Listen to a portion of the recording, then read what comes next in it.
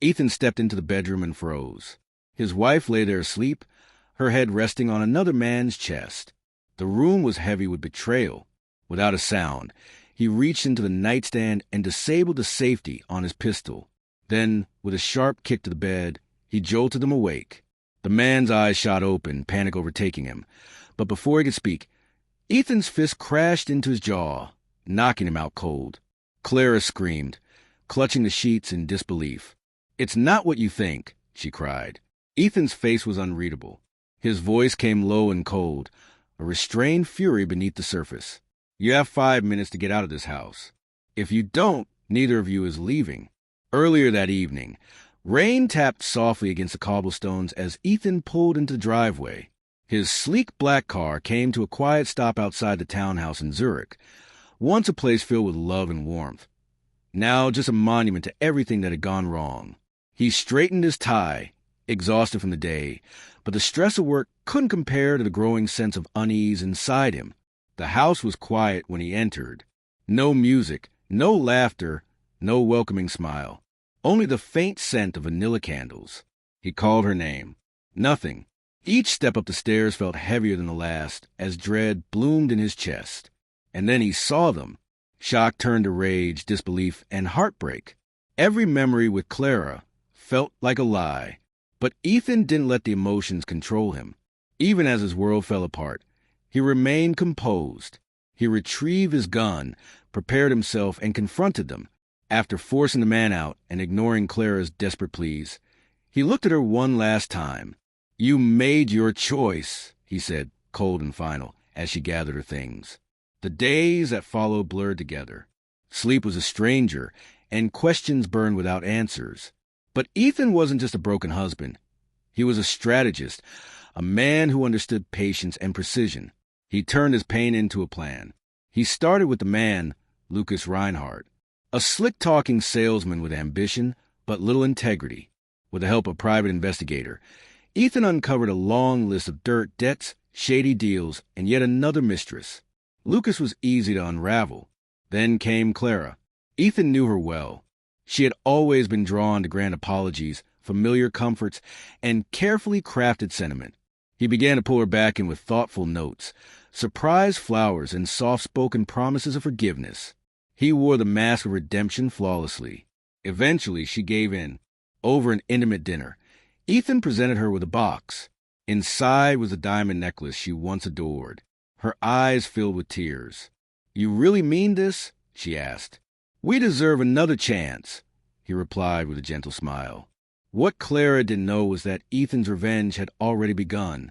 Every kind word, every tender gesture was just another step in her undoing. He gave no hints, no warnings. The trap was already set. Ethan had been laying the groundwork for months. Lucas's business began to fall apart. Clara became increasingly anxious, unaware that her spiraling anxiety was Ethan's design. He had tipped off investigators, who alerted Lucas's creditors and employer. The fallout came fast and hard. The plan wasn't without danger. Ethan's hand shook the first time he sent an anonymous tip. The investigator warned him. Lucas had connections, some of them dangerous. But Ethan stayed the course. One late night, while reviewing evidence, he received a chilling message. "You should stop while you're ahead." Fear surged, but only briefly. Ethan pressed on. Within weeks, Lucas lost his job, his reputation, and his wealth. Then Ethan set the stage for the final act. He organized a glamorous event under the pretense of celebrating a fresh start with Clara. The venue was stunning, filled with guests dressed in their best. Clara was radiant, convinced they had rebuilt something real. As the evening peaked, Ethan took the microphone. His palms were damp, his heart racing. Clara sat front and center, her face lit with hope. The room buzzed with excitement, until Ethan's voice cut through the silence. He thanked the guests for coming and hinted that the evening was not only about new beginnings, but about truth. A screen lit up behind him. Gasps filled the room as damning images of Clara and Lucas flashed before the crowd. Whispers turned to murmurs. Clara's face drained of color.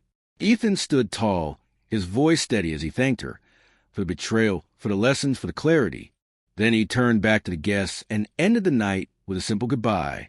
He left the stage. Clara remained frozen in her seat, her carefully constructed life unraveling in front of everyone.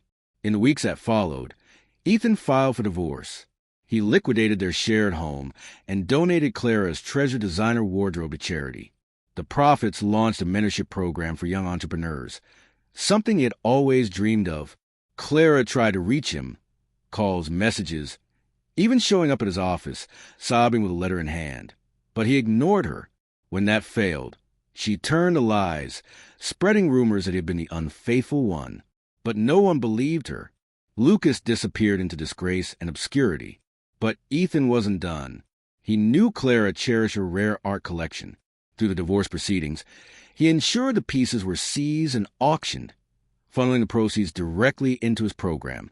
Shortly after, Clara lost her job, thanks to anonymous tips Ethan sent to her employer, prompting an internal investigation that confirmed her misconduct. Clara's fall was steep and merciless. With every attempt to regain her footing, she only sank deeper. Her once pristine image was gone, replaced by scandal and isolation. Ethan, meanwhile, rebuilt himself. He poured his energy into his work, into helping others, and into becoming the version of himself he'd always aspired to be.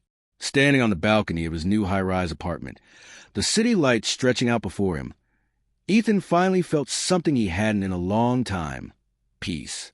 It was no longer about revenge. It was about taking back control, about healing, about letting go. The deepest wounds, he realized, don't just break us, they shape us. And sometimes, the only way to rise is to burn everything down and rebuild from the ashes.